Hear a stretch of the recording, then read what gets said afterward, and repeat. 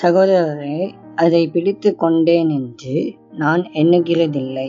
ஒன்று செய்கிறேன், பின்னானவைகளை மறந்து முன்னானவைகளை நாடி கிறிஸ்து இயேசுவுக்குள் தேவன் அழைத்த பரம அழைப்பின் பந்தய பொருளுக்காக இலக்கை நோக்கி தொடர்கிறேன். பிலிப்பியர் 3ஆம் அதிகாரம் வசனங்கள் 13 மற்றும் 14.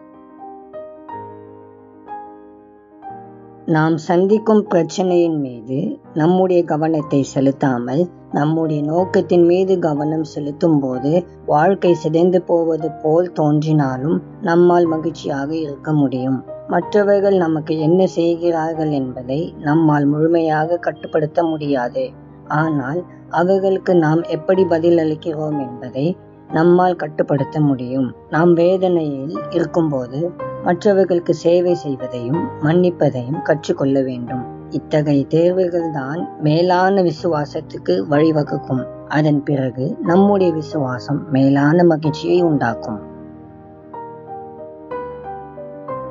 அன்பின் ஆண்டவரே, உமக்கு ஸ்தோத்திரம் செலுத்துகிறோம். கர்த்தாவே, இந்த நல்ல நாளுக்காக உமக்கு நன்றி. கடந்த நாட்களில் நீர் எங்களை பாதுகாத்ததற்காக நன்றி.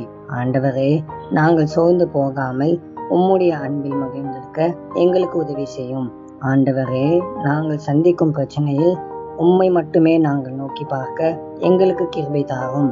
இயேசுவின் மூலம் ஜெபிக்கிறோம் பிதாவே, ஆமேன்.